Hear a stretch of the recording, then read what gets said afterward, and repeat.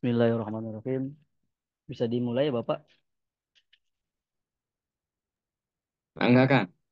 Siap. Bismillahirrahmanirrahim. Assalamualaikum warahmatullahi wabarakatuh. Waalaikumsalam warahmatullahi wabarakatuh. Wabarakatuh. Mohon izin,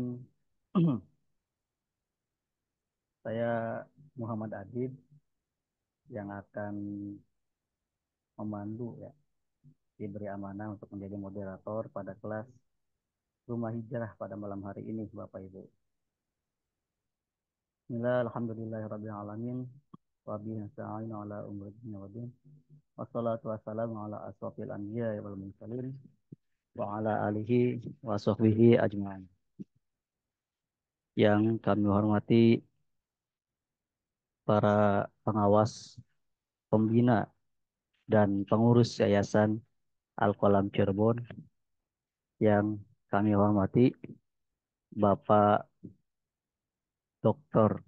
Kiai Haji Agung Fadil MAG, yang pada kali ini menjadi pemateri kita dengan tema Tahun Baru Kebaikan Baru. Menebar kebaikan, menebar benih kebaikan untuk mencapai kemenangan. Beliau Pak Agung, dosen saya ya, waktu di IAIN ya Pak ya, dosen pembimbing saya waktu KKN dulu di IAIN, saya kuliah di Cirebon. Sekarang udah menjadi UIN ya Pak ya, sudah menjadi UIN. Mm. Beliau dosen dosen UIN SSC dan juga pengasuh Pondok Pesantren Al Ghazali Cirebon. Baik Bapak Ibu yang insya Allah selalu dirahmati Allah Subhanahu wa Ta'ala, kita mulai kelas kita pada malam hari ini dengan membaca basmalah. Bismillahirrahmanirrahim. Bismillahirrahmanirrahim. Baik, kepada Bapak Agung untuk penyampaian materinya kami persilahkan. Ya, baik. Terima kasih, Kang Muhammad Adib. Ya. Assalamualaikum warahmatullahi wabarakatuh. Bismillahirrahmanirrahim. Alhamdulillahirabbil alamin wal aqibatu lil muttaqin wala udwana illa 'alal zalimin. Asyhadu an la ilaha illallah al malikul haqqul mubin wa asyhadu anna Muhammadan abduhu wa rasuluh shadiqul adil amin. Allahumma shalli ala sayyidina Muhammadin wa ala alihi wa sahbihi ajma'in. Amma ba'du. Terima kasih Kang Muhammad Adib. Terima kasih kepada para pembina, para pengasuh, para apa lagi? Ya, penasehat ya, yayasan, bapak-bapak, ibu-ibu yang semoga dirahmati oleh Allah Subhanahu wa taala, mengawali mengawali pengajian ini. Pengajian apa ini nama ini, Kang? Iya, Lebih suka ya kajian lebih Pak, ya kajian kajian Rumah Hijrah Pak. kajian rumah hijrah.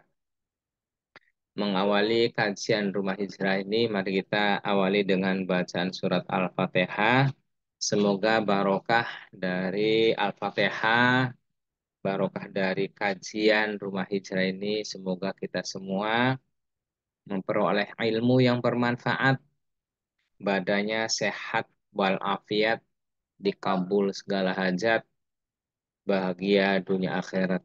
Pada akhir hayatnya, semoga kita memperoleh klaim husnul khotimah.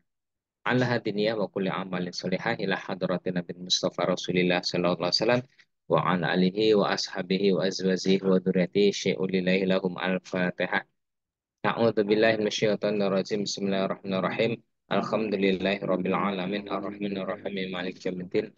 Iyyaka na'budu wa iyyaka nasta'in ihdinas siratal mustaqim siratal ladzina an'amta 'alaihim ghairil maghdubi 'alaihim waladdallin.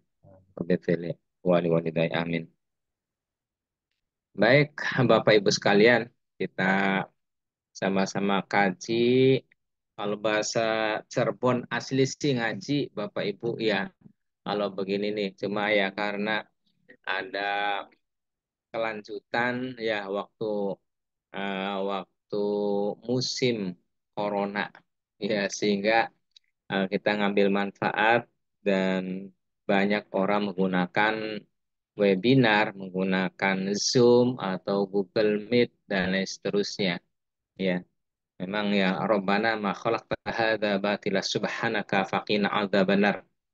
Jadi tidak sia-sia Allah menciptakan situasi, kondisi, apapun yang terjadi. Eh, di situ ada hikmahnya, tidak sia-sia. Ya, jadi dengan cepatnya waktu berputar sangat cepat, tiba-tiba pagi lagi, siang lagi, sore lagi, malam lagi terus berputar. Tiba-tiba hari Rabu lagi, hari Jumat lagi gitu. Ya, semakin dipermudah, semakin perasaan lebih cepat dunia berputar. Tapi kita semua mengambil manfaatnya. Bagaimana kita menjadi manusia-manusia yang khairun nas anfa'um linas.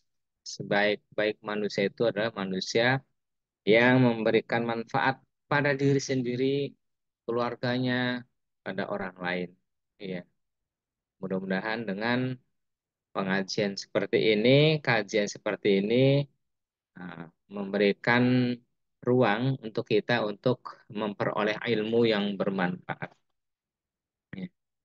Baik, tadi ditawarkan oleh Kak Muhammad Adib katanya tahun baru, kebaikan baru katanya menebar benih kebaikan untuk mencapai kemenangan.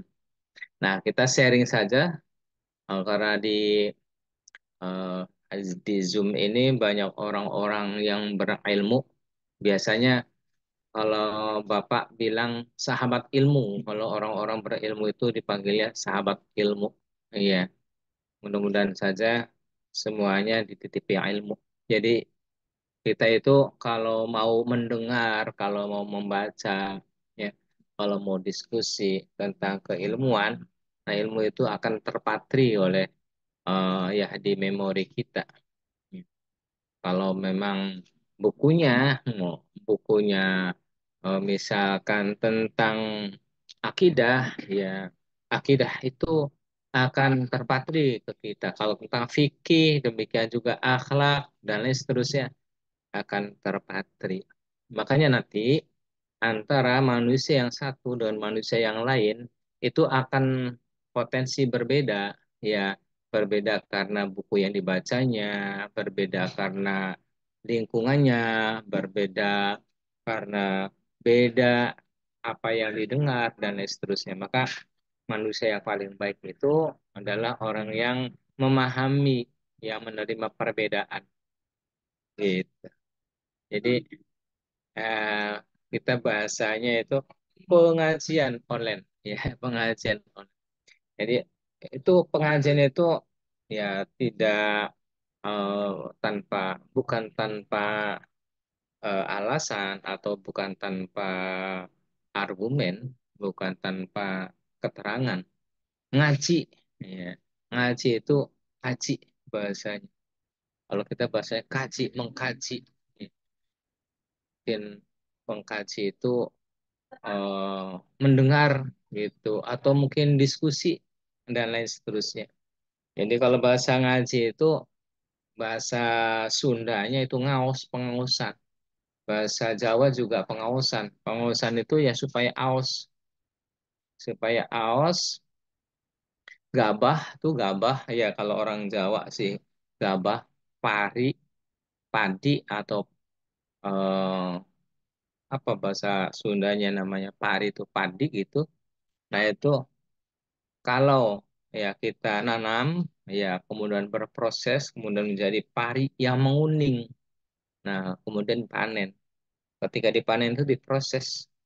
Diproses ketika ya pari itu ada isinya, bahasa Jawa sih namanya parinya aos-aos, kacang sisinya aos-aos. Tapi kalau tidak ada isinya, itu namanya gabung. Ya.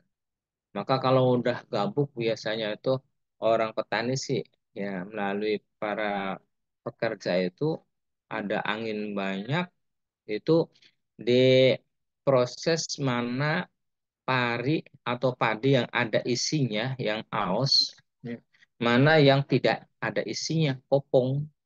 Nanti kalau kena angin tuh itu akan memisahkan sendiri. Nah, maka ya, padi yang aus-aus itu dikumpulkan, diproses, dijemur, kemudian diselip, digiling. Ya, di, digiling, diselip, ya, kemudian menjadi beras-beras yang kemudian diproses, ya, menjadi ya nasi yang kita konsumsi. Bagaimana dengan padi yang kosong isinya? Yang kosong isinya ya dikumpulkan.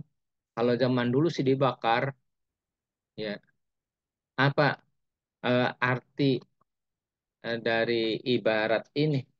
Artinya kalau orang ya manusia mau belajar, mau untuk ikro, ya bacalah, bacalah dan bacalah. Mau mendengar, ya mau diskusi, mau cinta. Nah itu sedikit banyaknya itu keilmuan-keilmuan akan masuk ke memori kita.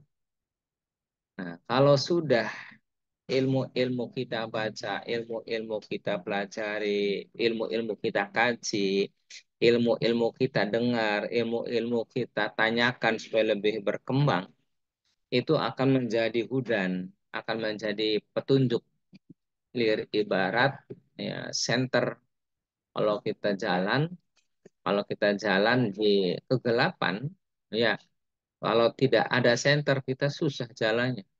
Tapi kalau kita berada di kegelapan, kemudian kita membawa senter, kita enak, ada yang membimbing, ada yang menjadi guide untuk kita. Ya, jangankan kita ya, Rasulullah saja ada guide-nya. Rasulullah saja ada pembimbingnya. Siapa pembimbing Rasulullah? Ya, Malaikat Jibril alaihissalam. Gitu. Jadi ada pembimbingnya. Ya, namanya keilmuan. Nah, itulah perlunya kita ya harus belajar ya how to get science, how to get knowledge. Tentunya ya banyak cara ya. Ada yang dengan cara ikro, bacalah, ada yang caranya meneliti, ada yang caranya diskusi, bertanya, dan lain seterusnya. Sehingga keilmuan-keilmuan itu kita peroleh untuk menjadi pembimbing kita dalam mengarungi hidup di dunia ini. Jadi perlu sekali adanya satu kajian-kajian, perlu adanya satu pengawasan-pengawasan supaya kita itu eh, melalui ilmu itu kita bisa eh, memilih mana yang benar, yang hak, mana yang batil. Ini halal apa haram gitu. Jelas orang yang mengonsumsi makanan yang subhat itu 40 hari enggak diterima ibadahnya oleh Allah Ta'ala. 40 hari itu tidak dikabul oleh Allah doanya. Itulah makanya ada sebagian orang itu doa sama doa tapi enggak dikabul. Tetap baik gitu-gitu saja. Ya, nah itu harus dikoreksi. Jangan-jangan makanan yang dikonsumsi itu subhat. Itu yang subhat itu tuh. Apalagi yang haram. Apa subhat itu? Subhat itu ya kalau yang halal ya jelas halal. Ya, apakah itu jenisnya halal? Apakah melalui prosesnya dengan halal? Yang haram jelas haram. Apakah jenisnya memang haram gitu atau halal tapi prosesnya dengan cara yang haram, maka menjadi haram. Dikonsumsi, ya dikonsumsi atau dimakan makanan yang dikonsumsi akan berubah menjadi darah. Darah masuk pada mata, matanya mata haram, masuk pada telinga, telinganya telinga haram, masuk pada mulut, mulutnya mulut haram, masuk pada tangan, tangannya tangan haram. Mantus kalau 40 hari nggak diterima ibadahnya oleh Allah Ta'ala. Ya, gitu. Jadi pengajian. Nah, pengajian ini kan banyak keilmuan-keilmuan itu. Ada akidah, ada akhlak, ada Al-Quran, ada hadis, ada fikih, ada usul fikih, nahu, sorof, ilmu ma'ani, bayan, ma'ani, ada ilmu bayan, ada eh, ilmu-ilmu yang lain. Ilmunya Allah itu sangat luar biasa banyak ya. Kalau saja, kalau saja dedaunan-dedaunan yang ada di permukaan bumi ini dijadikan sebagai bukunya, kemudian air yang ada di lautan, di semua permukaan bumi ini dijadikan sebagai tintanya untuk menulis ilmunya Allah tidak akan cukup. Nah, maka oleh karena itu, Kang Muhammad Adib membatasi ya, Kang, kajiannya tahun baru kebaikan baru. Nah, bagaimana kita bisa menebar benih kebaikan untuk mencapai kemenangan. Jadi ini pengajiannya tidak kelihatan wajahnya, Kang Muhammad Adib. Iya Bapak, Kalau bisa sih kelihatan wajahnya. Ini namanya silaturahmi, ya. betul Pak. Mangga Bapak Ibu, iya silakan Silaturahmi. ya Bapak Ibu untuk mengaktifkan kameranya ya Bapak Ibu ya. Kita Iya, silaturahmi bareng ini ya Pak ya. Kita iya. bareng ya. Siapa tahu nanti kita ketemu di sorga. Lah ini yang dulu perang Islam. Amin ya Allah amin. Saya doakan yang on cam mudah-mudahan dimudahkan segala urusannya oleh Allah Ta'ala. Yang on cam kajian ini semoga diberi Amin. panjang umur, fitoatilah, sehat walafiat. Amin ya Rabbal Alamin. Mudah-mudahan memperoleh rezeki yang berlimpah. Yang on cam mudah-mudahan hajat-hajatnya dikabul oleh Allah Ta'ala. Yang on cam mudah-mudahan anak-anaknya, cucu-cucunya semoga diberi menjadi anak-anak yang soleh solehah semua. Ya, yang on cam kajian ini mudah-mudahan pada akhir hayatnya memperoleh predikat husnul khotimah. Ya, itu ya Bapak Ibu, Bu Dokter Tidik Nurul. Senang ada kajian-kajiannya Bu Dokter. Bagus itu Bu. Ya. Itu yang namanya orang seperti kita ini, kalau ikut kajian-kajian, itu ikut mendengar atau mungkin bertanya, itu nanti ilmunya tuh akan nempel. Kalau udah nempel tuh namanya si alim, ya.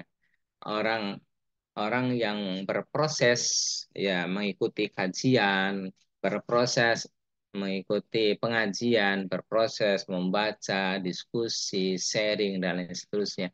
Itu ilmu-ilmunya tuh akan nempel di memori dan bahasa Arabnya akan menjadi si alim. Kalau alim itu satu orang, kalau banyak orang namanya ulama. Nah, orang yang belajar seperti ini ya itu nanti menjadi orang yang alim. Kalau banyak menjadi ulama, nanti orang yang paling takut kepada Allah Subhanahu wa taala adalah al-ulama. Innama yakhsyallaha min ibadihi al-ulama. Dulu berapa tahun tuh namanya Ashabul Kahfi itu ada kalau di Cirebon sih di Cirebon itu tuh kirik ya. Kirik tuh anjing. Anjing saja masuk surga. Ya, kenapa? Karena mengikuti ulama. Ya, apalagi kita, ya, kita adalah qad karramna bani Adam. Ya, sungguh telah kami muliakan kata Allah keturunan-keturunan bani Adam. Ya, mudah-mudahan kita menjadi manusia-manusia yang mulia. Nah, belajarnya itu ya mengkaji keilmuannya itu supaya memperoleh ilmu supaya takut sama Allah Ta'ala. Jadi takutnya itu sama Allah Ta'ala saja. Ya, gitu. Innama yakhsyallaha min ibadihi al-ulama. Yang paling takut pada Allah adalah ulama. Siapa ulama itu? Ulama itu adalah warasatul anbiya, para pewaris para nabi. Itu Kang Muhammad Adib. Ya, jadi kita nih lagi belajar tentang tahun baru. Nah, ada apa dengan tahun baru nih? Apa yang harus kita lakukan nih? Iya. Tahun baru, setiap tahun datang tahun baru. Ya. Jadi satu sisi kita tuh nambah, ya, il, nambah usianya, ya, satu sisi nambah umurnya, satu sisi juga ngurangi jatah hidupnya. Ya. Yang tadinya usia 40 ya nambah 41. Kalau jatahnya 50 ya kan ngurangi jatahnya. Ya. Nah, itu untuk untuk berbicara tahun baru ya. Eh, apa yang di dibimbing oleh Allah untuk kita ya, untuk tahun baru kita itu harus bersyukur pada Allah Ta'ala ya la in syakartum la azidannakum wa la in kafartum inna adzabi lasyadid. Jikalau la in syakartum, jikalau Anda kita semua bersyukur atas nikmat-nikmat yang Allah berikan kepada kita, kata Allah la azidannakum, sungguh kami akan tambah kenikmatan-kenikmatan itu. Tapi walain kafartum in azabi lasyadid. Jikalau Anda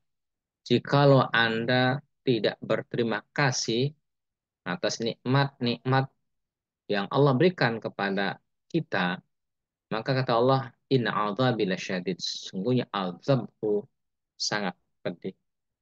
Tinggal milih mana, mau mau bersyukur ya atau mau tidak bersyukur. Cuma bersyukur tidak semudah terima kasih ya Allah, enggak cukup.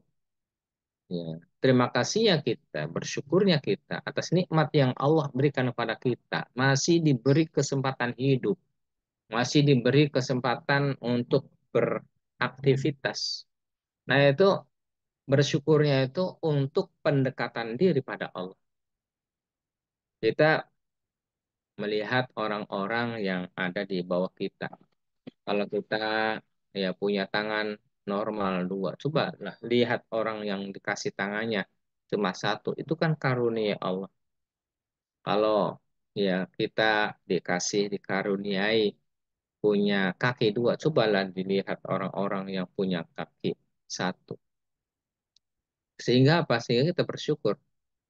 Kalau kita ya diberi oleh Allah sepeda, sepeda pancal, ya, sepeda setruman, ya awas hati-hati ke setrum ya. Kita bersyukur, bersyukur. Coba di sana itu masih banyak orang sepeda aja belum punya. Ya.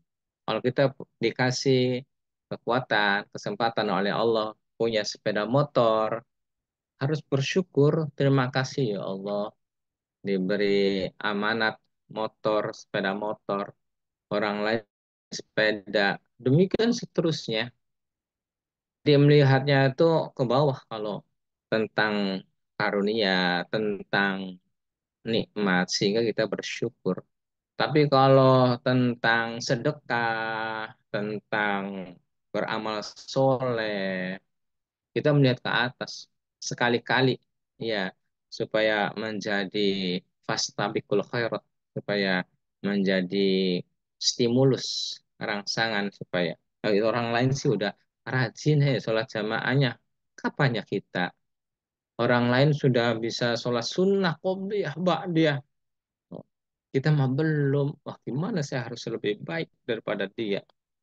Ya, kalau orang lain sudah sholat biasa, sholat duha, ya kita belum. Wah, saya harus lebih baik daripada dia. Demikian seterusnya.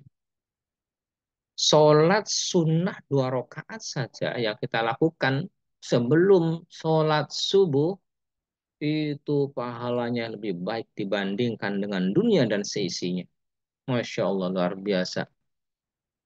Kalau kita tiap hari, Masya Allah, luar biasa. Lah kenapa nggak ditampakkan di dunia saja? Nggak muat. Iya, nggak muat. Jadi di akhirat saja. Ya, jadi di akhirat itu Bapak Ibu, ya, kalau kalau dibandingkan dengan kehidupan di dunia, waktunya tuh kalau di dunia ini sehari semalam itu 24 jam, itu di akhirat itu 1000 tahun, ya sehari itu 1000 tahun, Masya Allah, luar biasa. Jadi kehidupan kita ini di dunia ini, menurut salah satu teori sih ya, kita manusia itu yang pertama itu kita ya ada ruhnya saja saat itu. Ruhnya saja tanpa ada dimensi, ya tidak ada jasad, tidak ada badan.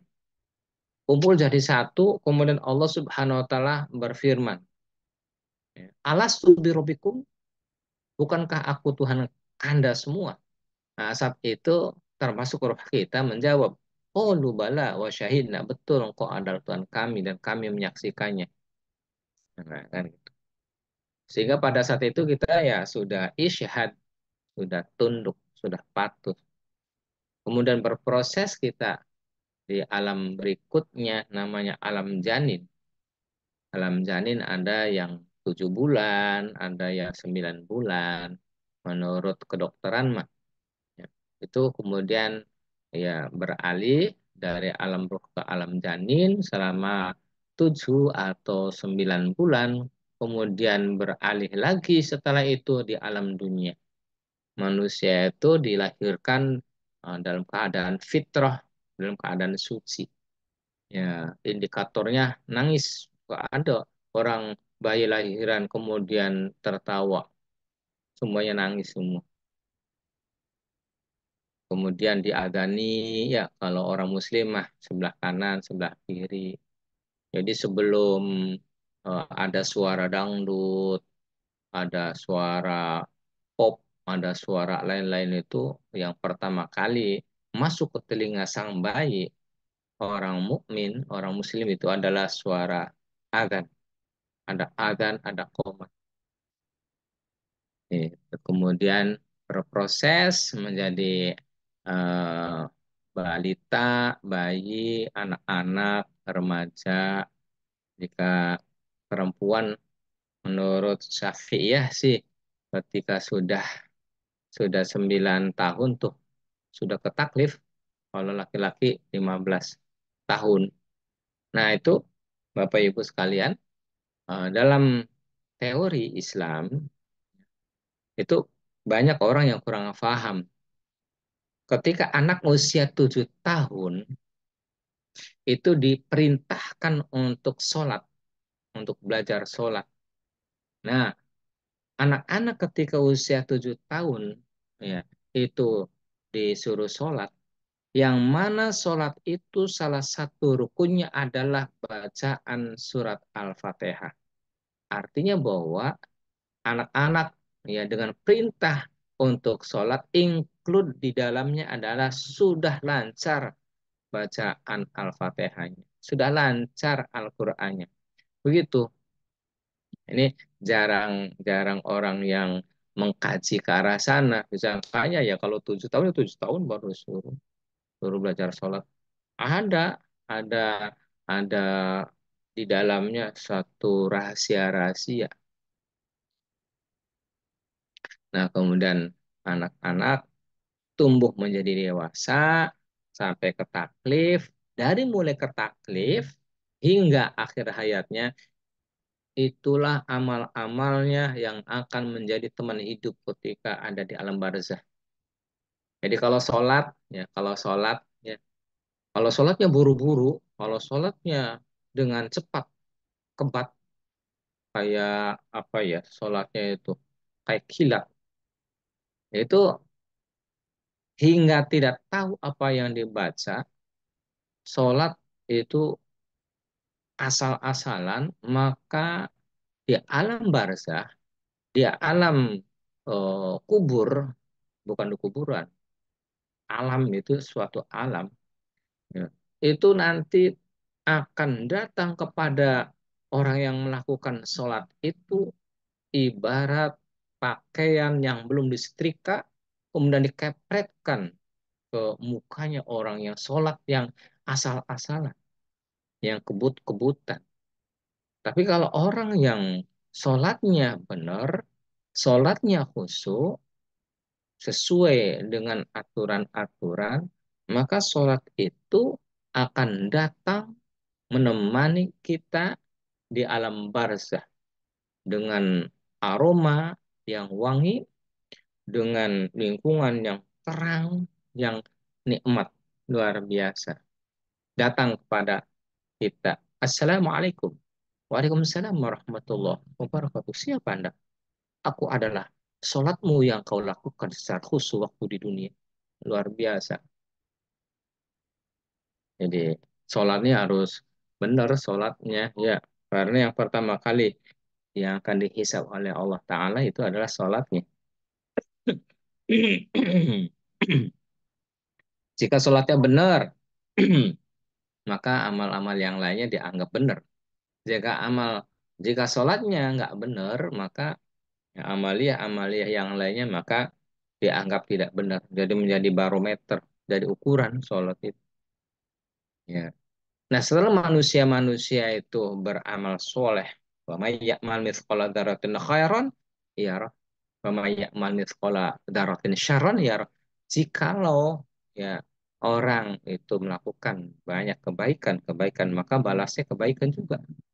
Tapi manusia-manusia yang selalu bohong, suka ujub, ria, takabur, punya penyakit hati, sehingga melakukan kejahatan-kejahatan, nah itu balasannya kejahatan lagi. Mana amila solihan fali nafsih. Siapa orangnya, baik laki-laki maupun perempuan, tua maupun muda, yang melakukan amal soleh, ya, fali nafsi, amal solehnya untuk diri sendiri. Ibu dokter titik Nurul. Oh, misalkan, oh ada duit nih rezeki. Beli nasi lah 100 bungkus. Ya, 100 bungkus kemudian dititipkan ke panitia atau takmir masjid. Ya, setelah sholat Jumat untuk bisa dibagikan. Masya Allah luar biasa. Itu yang akan diterima oleh Allah Subhanahu wa Ta'ala. Semakin banyak sedekah, ya semakin dipercaya oleh Allah, semakin kaya, Bu.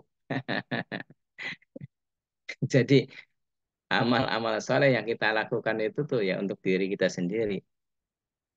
Setelah sholat, kita baca Al-Quran. Ya, walaupun berapa menit.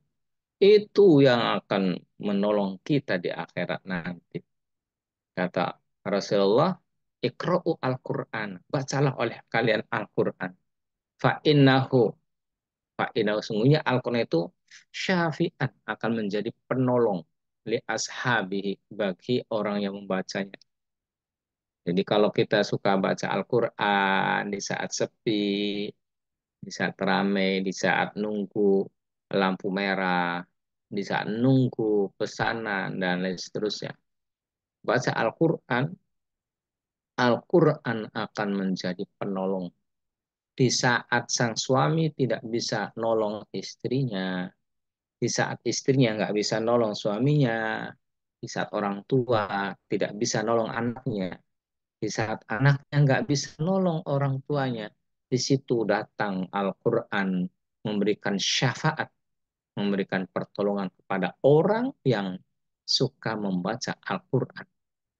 Baik membaca Al-Quran di dalam hati maupun baca Al-Quran secara ya zahir, secara tampak. Ya. Jadi semuanya sampai akhir hayatnya itu akan pasti ada balasannya. Lalu bagaimana dengan kita ya bersyukur pada Allah dengan diisi totalitas ya dari bangun tidur hingga tidur kembali niatnya untuk pendekatan diri pada Allah Ta'ala. Jadi amalia-amalia kayak kita kerja, kayak kita makan, kayak kita minum, itu diniati ibadah. Bagaimana kita makan supaya ada kekuatan supaya bisa ibadah pada Allah Ta'ala. Dapat pahala, dapat nikmat, dapat sehat, dapat kenyang. Beda dong orang yang tidak tahu ilmunya, makan-makan saja, disangkanya sih makan ya suatu kebutuhan hidup, minum suatu kebutuhan hidup, ya biasa, alami. Enggak, dalam Islam, ya. Orang yang makannya urusan-urusan duniawianya diniati untuk ibadah pada Allah, maka dia akan mendapatkan pahala, ya, rezekinya didapat, ya, sehatnya didapat. Makanya kata Rasulullah, innamal a'malu binniyati. Segala sesuatu itu tergantung niatnya. Banyak kata Syekh Zarnuji di dalam kitab Ta'lim Ta'alim, banyak orang yang melakukan amaliyah-amaliyah urusan bangsa duniawi, ya, ya tapi dapat pahala, ya itu karena niatnya. Tapi sebaliknya banyak orang-orang yang ibadah urusan akhirat dia nggak dapat pahala, oleh karena keliru niatnya. Orang orang melaksanakan umroh aja, dipoto dia di selfie yang backgroundnya tuh Ka'bah, ya. Setelah dipoto tuh, ya, diulangi lagi karena kurang bagus, ya. Kemudian di share ke grup. Ini apa tujuannya? Tujuannya supaya orang tahu nih bahwa saya itu lagi ada di depan Ka'bah. Apa tujuannya? Itu namanya ri'a anas. Mestinya dapat pahala, nggak dapat pahala karena ria. Ria itu namanya syirik khafi, musyrik, musyrik, musyrik khafi, musyrik yang samar. Itu ria, ria anas. Orang sholat di foto, ya, biasanya sholat apa? Sholat Idul Adha, Idul Fitri, setelah sholat tuh dipoto-foto. Apa tujuannya? Awas, hati-hati niatnya. Kalau pamer, bahaya itu. Kena keserang penyakit syirik khafi. Ini. Ini. Jadi kita harus niat yang benar, niat yang lurus, niat yang ikhlas. Ada orang-orang kalau sholat itu sebagian doanya tuh di samping Allahumma ba'id baini wa baina khotoya kama ba'atta bainal masyriq wal maghrib, ada yang doa iftitahnya itu Allah akbar kabiro walhamdulillah katsir wa subhanallah bukratan wa asila. Inni wajahtu wajhiya lilladzi fatara samawati wal arda hanifa muslima wa ma'ana minal musyrikin. Inna solati wa nusuki wa mahyaya wa mamati lillahi rabbil alamin la syarika lahu wa bidzalika umirtu ana minal muslimin. Sayangnya teman-teman kita orang muslim tuh ya nggak pada ngapalin. Jadi apa yang kita baca tuh nggak tahu aja artinya. Padahal sih itu luar biasa, ya. Mendeklarasikan diri pada Allah di depan Allah. Inna solati, sungguhnya solatku, wa nusuki, semua ibadahku, wa mahyaya, semua aktivitas kehidupanku, wa mamati, dan matinya pun, itu semuanya lillahi rabbil alamin. Hanya mengharap ridho Allah subhanahu wa ta'ala. Itu artinya begitu. Cuma karena nggak ngerti artinya jadi ya sholat-sholat. Pikirannya HP tadi di mana HP kita? HP-nya habis wudhu, wudhu dia simpan di atasnya. Bahkan kadang-kadang lagi sholat tuh, ya, kalau ada yang kehilangan atau mungkin nyimpannya itu tidak tahu sholat, harapannya supaya apa yang kita simpan itu ketemu. Rugi itu orang, sholat aja. Setelah sholat diingat-ingat nggak ketemu juga. Jadi sholatnya itu jadi nggak khusyuk. Kalau sholat ya khusyuk, maka kata kata Allah, Inna sholat tanha anil faksya'i wal munkar. Sholat akan mampu mencegah mencegah perbuatan keji dan mungkar. Jadi dengan sholat, ya, akan kita dibimbing oleh Allah Subhanahu Wa Taala. Gitu. Makanya sholat ini, ya, paling tidak tuh di saat kita sholat kita harus meyakini bahwa di depan kita itu ada Allah Taala. Kita yakin bahwa Allah melihat kita pada saat kita sholat, Allah tuh menjawab bacaan-bacaan sholat kita. Ketika kita baca Bismillahirrahmanirrahim, Allah jawab. Alhamdulillahirabbil alamin. Allah langsung jawab. Apa kata Allah? Hamadani abdi. Hambaku memuji. Ketika kita baca Iyyaka na'budu wa iyyaka nasta'in. Hanya kepadamu saja ya Allah kami menyembah. Dan hanya kepadamu saja ya Allah kami minta pertolongan. Itu Allah langsung jawab pada saat itu. Apa kata Allah? Kata Allah, kata Allah, eh, Hada baini wa bainal abd. Ini antara aku dan hambaku. Wali abdi ma'asa'al. Bagi hambaku apa yang ia minta. Jadi kalau kita lagi sholat tuh bukan seperti tepuk tangan sebelah kita saja. Nggak direspon oleh Allah. Direspon oleh Allah. Nah, makanya kemudian inna sholata tanha anil fahsya'i wal munkar. Sesungguhnya sholat ini akan mampu mencegah perbuatan keji dan mungkar. Gitu. Jadi apa yang kita lakukan di kehidupan kita sehari-hari dari mulai bangun pagi hingga tidur kembali itu ada makna-makna yang tersirat, ada rahasia-rahasia yang terpendam. Kita sih orang hidup di dunia ini orang muslim tuh ya. Yang bapak kita juga muslim, ibu kita juga muslim, mertua juga muslim, tetangga juga muslim. Ya, kalau ada Al-Quran, ya baca saja Al-Quran. Kalau pengen ada peningkatan, mutu, kualitas, ya tinggal terjemahnya dibaca. Itu sebatas itu. Tapi orang lain, orang non-Muslim, itu yang pengennya sih mereka tuh menghancurkan Islam dari dalam. Dipelajari apa gitu. Dilakukan penelitian-penelitian. Itu pada masuk Islam. Coba seperti dia. Babi itu, babi itu dalam Islam tidak boleh dimakan. Kalau orang non-Muslim banyak yang mau makan babi, makan daging babi setelah disembelih. Nah, ada apa orang non-Muslim melakukan suatu kajian-kajian, penelitian ada apa dengan babi sehingga orang Muslim di dalam Al-Quran tidak boleh makan babi. Dilakukanlah penelitian. Babi disembelih kemudian diteteli kayak kambing ternyata ternyata itu onderdil anggota-anggota badan babi bagian dalamnya itu mirip dengan manusia. Jadi akhirnya dia masuk Islam. Jadi semakin kuat Islam. Ada lagi orang yang melakukan penelitiannya tuh kenapa orang-orang Muslim ketika ya sang suami meninggal dunia itu harus menunggu 4 bulan 10 hari.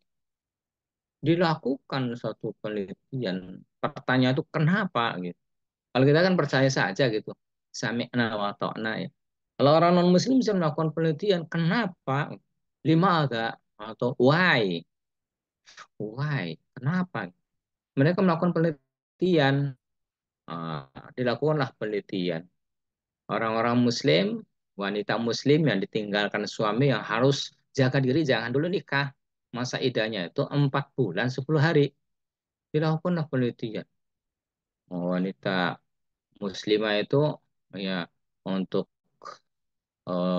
untuk alat kelamin reproduksinya itu diteliti bulan pertama. Bulan pertama itu masih ada bekas sperma suami. Bulan kedua juga masih ada. Bulan ketiga masih ada. Bulan keempat juga masih ada. Cuma ada yang jadi janin, ada yang tidak. Seperti itu. Tapi ketika melakukan penelitian orang-orang non-muslim, coba sama-sama wanita masih produktif dilakukan penelitian. Bulan pertama itu sudah ada ya sperma orang lain, bukan bukan suami yang meninggal dunia. Dilakukan penelitian. Terus mau bulan yang kedua, ini ada lagi sperma yang model lain lagi nih. Ini ini orang tuh gimana ini? Pada bulan berikutnya ketiga ada lagi orang lain, benihnya orang lain. Kok begini? Wah, sampai keempat dengan sperma orang yang berbeda. Kalau begitu benar ini Islam ngajari supaya terjaga keturunannya. Masuk Islam itu kuat Islamnya. Kalau kita mah ya wis sami nama atau nak saja. Jadi kalau pengen supaya berkembang keilmuan itu harus ada pertanyaan why, kenapa gitu. Kenapa Al-Quran itu diawali dengan Bismillahirrahmanirrahim? Kenapa? Kenapa dalam Al-Quran itu yang pertama diterapkan itu Al-Fatihah? Bukankah bahwa ayat yang pertama kali turun itu adalah surat Al-Alaq ayat 1 sampai 5? Kenapa? Kenapa dan kenapa? Sehingga nambah wawasan keilmuannya. Tidak apa kata orang tua, apa kata guru, sami'na wa ata'na. Oke. Ya, kita kembali. Apa yang harus kita lakukan di bulan Muharram ini? Ada apa dengan bulan Muharram? Jadi bulan Muharram ini suatu aturan eh, penataan bulan dalam bulan Qamariyah, ya, bulan Qamariyah, Hijriyah. Ya, kalau kita biasa Januari, Februari, Maret, April itu namanya bulan Masehi. Eh, Dulu sih tidak ada nama minggu itu adanya Ahad. Cuma oleh orang yang memiliki kemauan pengen merubah dunia itu membuat kalender dengan jumlah yang banyak dibagi-bagikan yang tadinya Ahad ganti dengan Minggu. Kita saja nggak tahu. Jadi pada bulan yang pertama di bulan Hijriah itu adalah Muharram. Ya, di Muharram itu bulan yang pertama, ya seperti halnya Januari, kita harus melakukan evaluasi. Bisa di samping kita bersyukur pada Allah juga kita harus dievaluasi. Kata Allah, ya ayyuhalladzina amanu, wahai orang-orang yang beriman, ittaqullah, ya, bertakwalah kalian semuanya, semuanya, semuanya tanpa terkecuali. Kepada siapa takwanya? Pada Allah. Apa sih takwa itu? Takwa itu, ya, kalau dalam Al-Quran surat Al-Baqarah sih, alladzina yu'minuna bil ghaibi wa yuqimuna sholata wa mimma razaqnahum yunfiqun. والذين يؤمنون بما أنزل إليك وما أنزل من قبلك وبالآخرة هم يوقنون أولئك على هدى من ربهم وأولئك هم المفلحون. Nikmat sekali baca Al-Quran. Itu akan menjadi syafaat ya untuk kita. Itu Al-Quran tuh. Itu at-taqwa, takwa tuh begitu. Itu kalau dalam surat Al-Baqarah ayat yang ketiga. Tapi kalau surat Ali Imran ayat 91 kalau nggak salah. Takwa itu alladzina yunfiquna fis sarra'i wad dhara'i wal kadhiminal ghaidha wal 'afina 'anil nas wallahu yuhibbul muhsinin.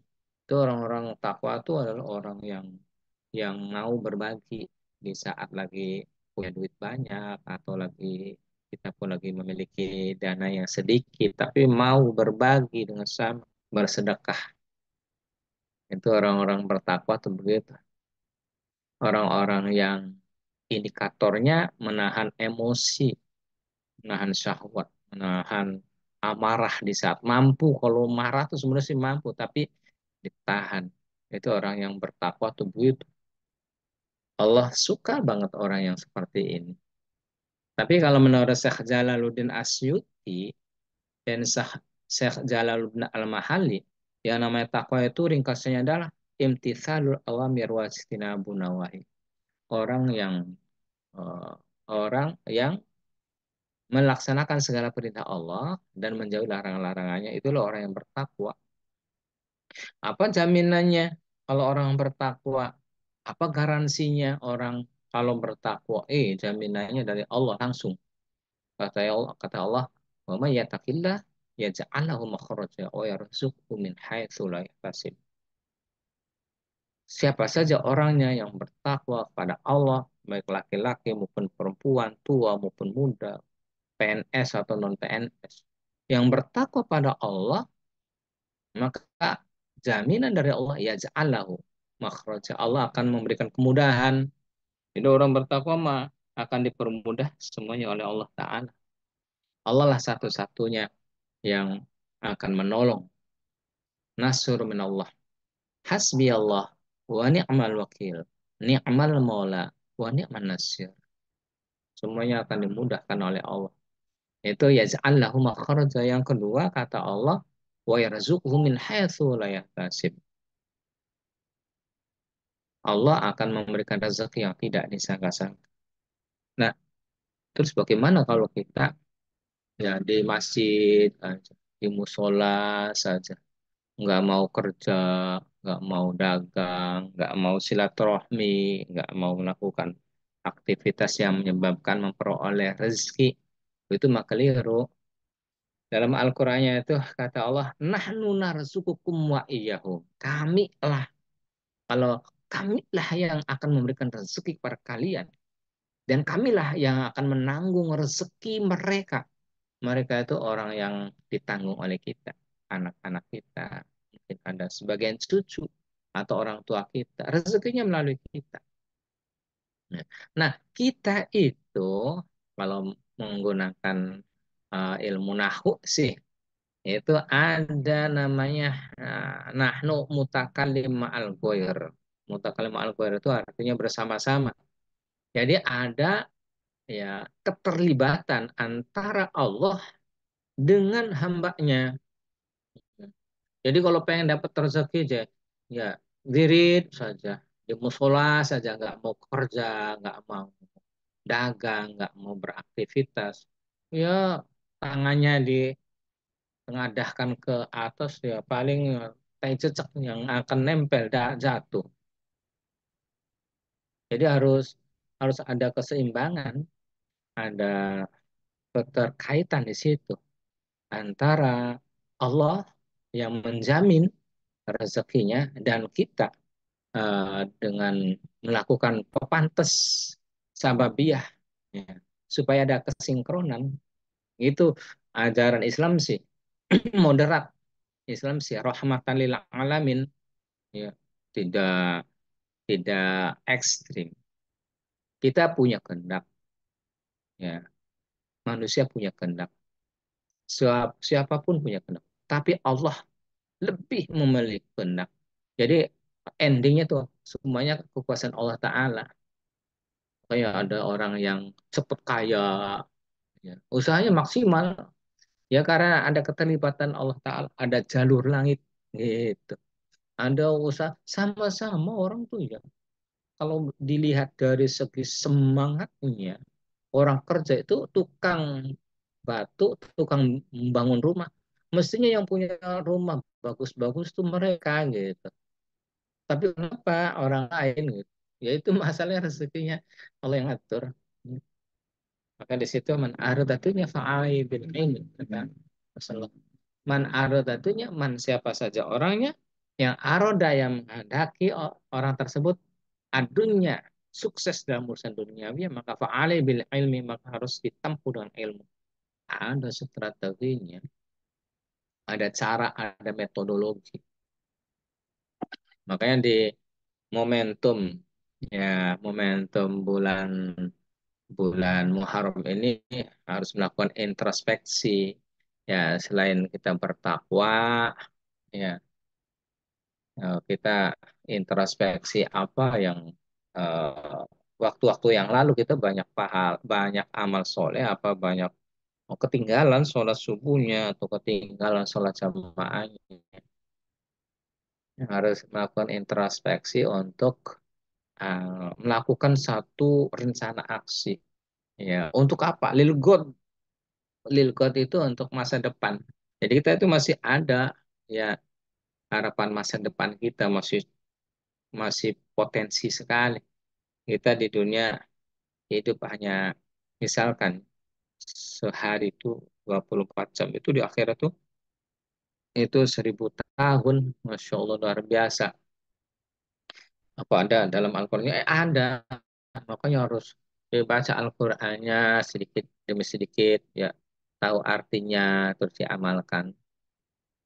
Baca Al-Qur'an nggak tahu artinya. Boleh nggak? Boleh.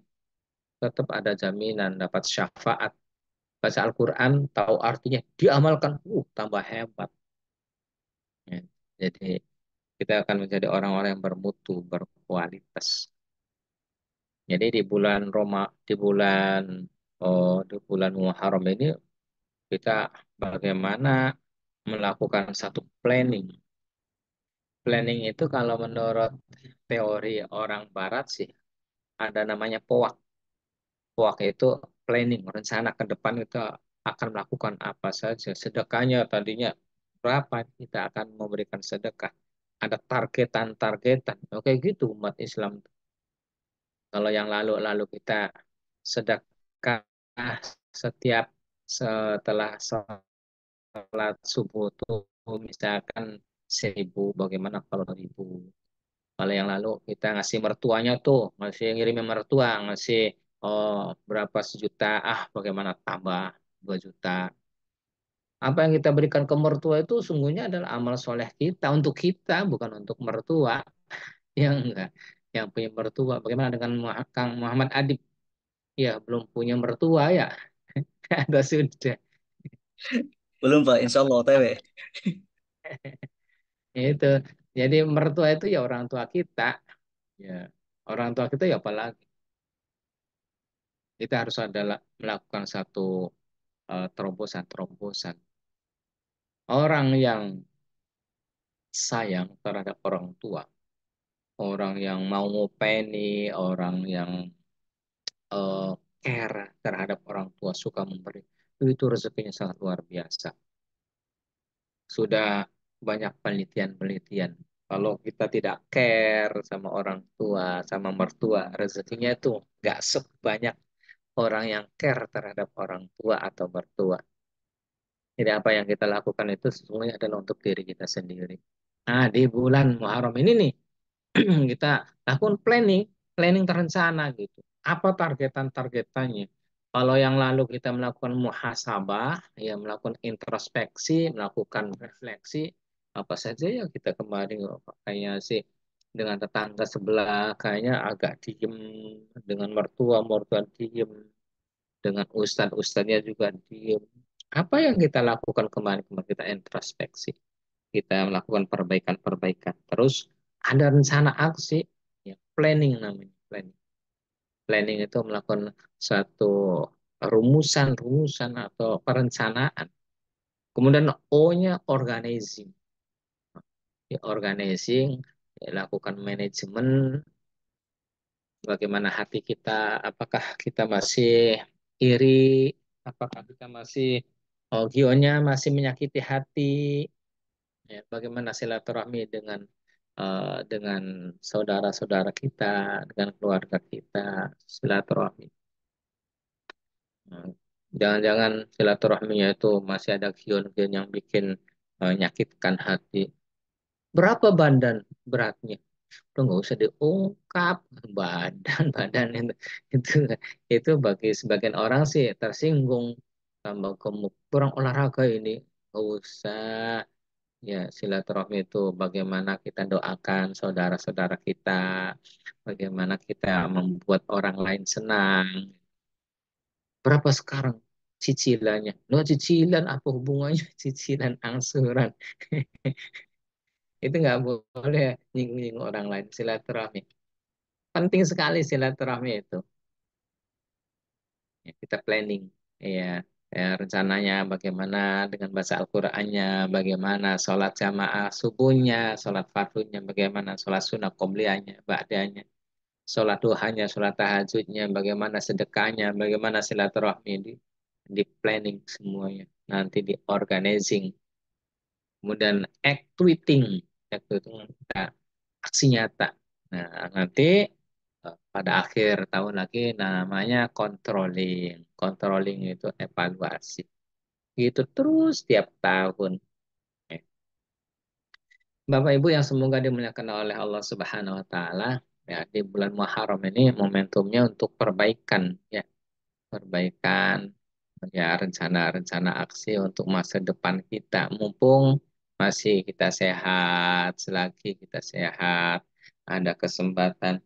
Kalau kata Rasulullah sih, Iktanim khamsan qabla khamsin. Coba Anda ambil kesempatan lima dalam hal yang lima yang lain. Apa yang lima itu? Yang lima itu ada sihataka. Ya, sihataka qabla sakom.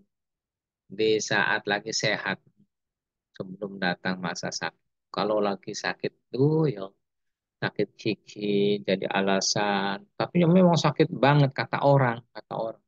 Kalau saya sih alhamdulillah, Kang Muhammad Adib, saya mah sejak kecil belum pernah sakit gigi itu. Ini anak,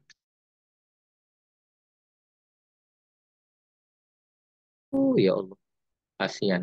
Ya, ibunya juga sakit gigi lagi.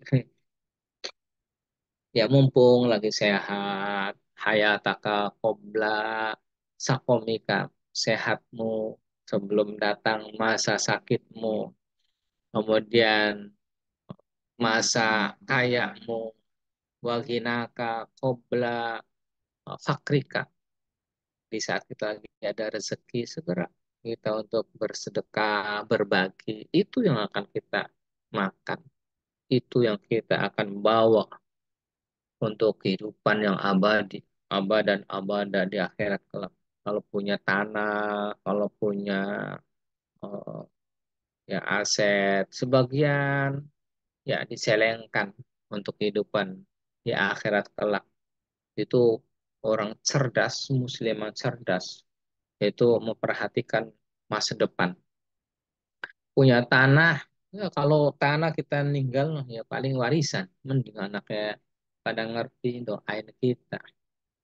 Maka segera diwakafkan, ya. Itu tuh kalau untuk masjid, untuk musola, ya untuk majelis taklim, pondok. Selama pondok itu dipakai, selama masjid itu dipakai, selama musola itu dipakai, itu mengalir terus pahalanya dari Allah Subhanahu wa taala. Ya itu namanya, ya nggak hilang, dititipkan, kita dapat pahala. Ya namanya, apa, namanya passive income. Kita yang diem tapi dapat pahala terus. Kita selama ini kan namanya eh, aktif income. Aktif kita kerja, kita dagang, baru ada income, namanya aktif income.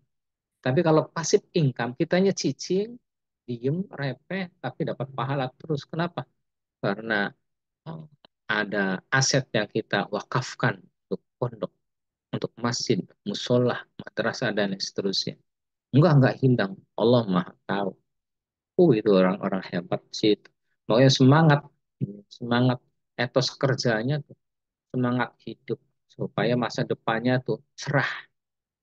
Ya. Ada perencanaan-perencanaan. Ya, ya kita sayang pada anak, ya kasih ya anak untuk ya sekolah, kuliah, mondok pesantren. Tapi juga ada sebagian untuk diri kita sekeluarga, suami, istri, untuk berbagi, untuk infak. Insya Allah itu yang akan memperoleh pahala baik di dunia maupun di akhirat. Nah, itu ya.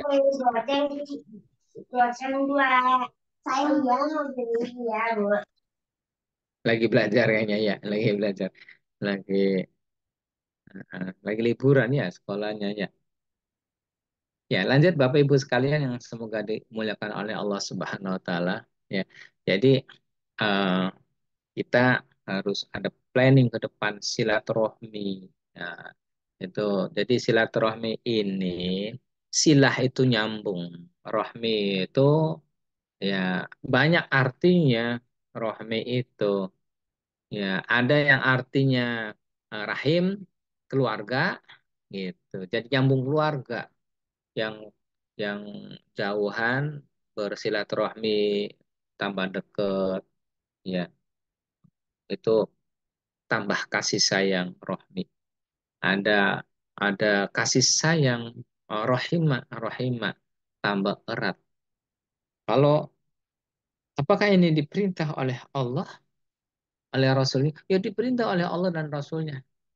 Kita itu manusia, ya ibaratnya sih kita tuh produk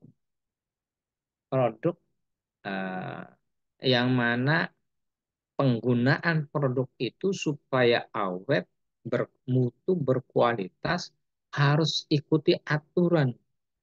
Ya kalau kita punya TV, punya HP, punya alat-alat elektronik itu ada aturan pakainya. Caution, bahasanya caution. Caution tuh caution. Ya, ada perhatian untuk menggunakan produk itu supaya manfaat, supaya optimal, maksimal, nggak cepat rusak.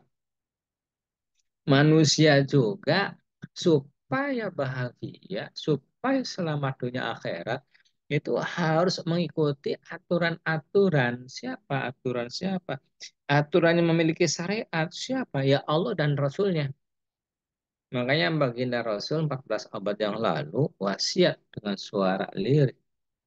Kata Rasul, taraktu fikum amroini lang batillu abada. In mata masaktum bihima kitab Allah wa sunnah Rasulillah.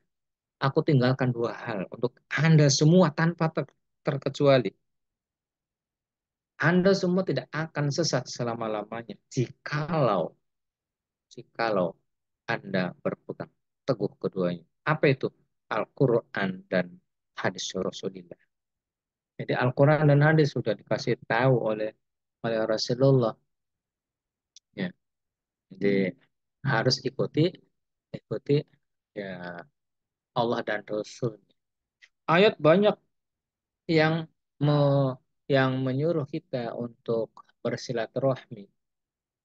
Kayak Inna Allah ya'muru bil adli wal ihsan wa ita'i dzil qurba wa yanha 'anil fahsya'i wal munkar wal baghi ya'idukum la'alakum tadhakkarun. Ada ayat yang eh, wabil walidain isana wa til qurba wal yatama dan seterusnya. Itu suruhan-suruhan dari Allah untuk kita supaya bersilaturahmi. Ada hadis mangkana yu'minu billahi wal yawmil akhir fal yuhsin jarahu. Siapa orang yang beriman pada Allah dan hari akhir maka fal yuhsin jarahu. Maka hendaknya berbuat baik terhadap tetangganya. Mangkana yu'minu billahi wal yawmil akhir fal yukrim doifahu. Siapa orangnya yang beriman pada Allah dan Rasulnya maka harus memuliakan tamunya. Doifahu, tamunya. Maka na yu'minu billahi wal yaumil akhir falyakul khairan aw liyasmut. Barang siapa yang beriman pada Allah dan hari kemudian maka hendaknya ngomong yang benar. Gak boleh hoax, apalagi bohong. Kita susah di WA tuh ini benar apa bohong. Itu di akhir zaman begitu. Ya, itu perintah dari Rasulullah. Lalu kalau pengen berkembang, hadis itu dibuat suatu pertanyaan dengan WH question. WH question tuh dengan dengan pertanyaan what, why, where, when dan lain seterusnya supaya berkembang. Ya. Kenapa gitu? Pertanyaan kan kenapa? Nih, bahwa dengan silaturahmi itu luar biasa. Ya, selain tambah rezeki yang berlimpah, juga orang bersilaturahmi itu menyebabkan panjang umur. Ya. Bagaimana realisasinya supaya tambah rezeki dengan rezeki berlimpah? Ya kalau bahasa sederhana sih ada bahasa ya Robbi ya, ya Robbi, ya Robbi, ya Robbi, ya Robbi, ya kita berdoa pada Allah gitu ya. Ya Robbinya, ya Robbinya ya kita lobby-lobby dah silaturahmi.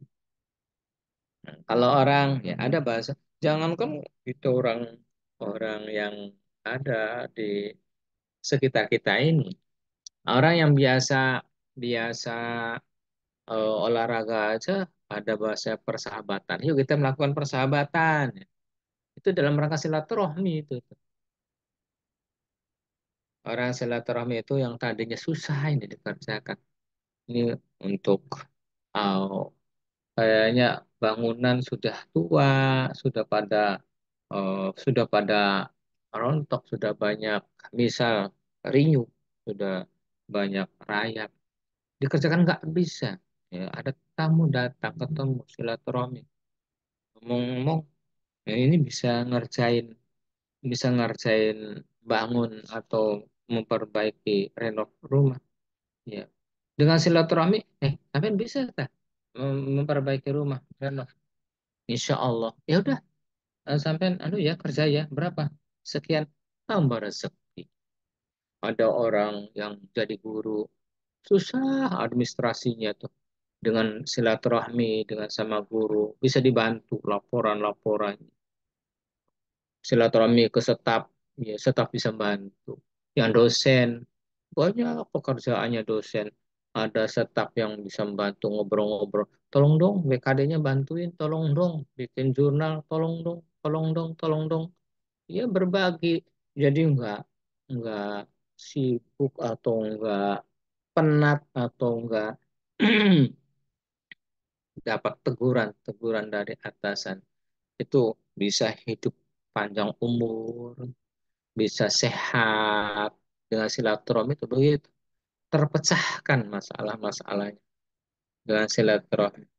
Kalau ada orang silaturahmi datang, ya, itu nggak boleh kita suudzon. Itu yang datang siapa sih? Kenapa sih pakai kopi ya? Emang kenapa gitu kalau pakai kopi ya? Ini kan ustad. Itu biasanya pakai kopi itu biasanya minta sumbangan. Wah, itu namanya suudzon. Nggak boleh suudzon. Padahal sih ustadznya itu udah kenal, habis motokopi, ketemu, silaturahmi. Itu orang tamu datang, itu membawa rezekinya itu. Kalau kita ya didatangi tamu, kita antar tamu itu. Sebelum diantar tuh ya, kita kasih makan, kasih minum. Itu dengan rezekinya itu tamu itu. Kita antar sampai jalan besar. Itu dosa-dosa kecil kita itu pada rontok gitu. Orang silaturahmi atau orang dari silaturahmi dari mana gitu. Kemudian pulang tuh bawa bawa oleh-oleh. Apa itu oleh-olehnya itu sebendel rambutan untuk anak-anaknya. Waduh, masya Allah, itu dosa-dosa kecilnya itu pada rontok, walaupun untuk anak sendiri, untuk di rumah, untuk pasangan kita. Jadi kita kalau udah terbiasa untuk berbagi mah enak, nikmat, semuanya Allah yang ngatur. Kalau kita mengelolanya secara baik, Allah akan percaya kepada kita, akan diberi amanat-amanat rezeki yang halal, yang berkah, yang berlimpah. Jadi nggak boleh kita itu ya pelit. Itu orang pelit itu pelit untuk diri sendiri. Untuk pasangan kita di rumah, kita harus ya sayang, kita harus berbagi. Sang suami ketika eh, memberikan uang belanja, itu sungguhnya sedekah itu kepada istri, kepada anak kita. Jadi semuanya itu baik-baik, semuanya itu adalah suatu bernilai ibadah semua. Kalau tahu ilmunya, makanya perlu ada kajian-kajian seperti ini.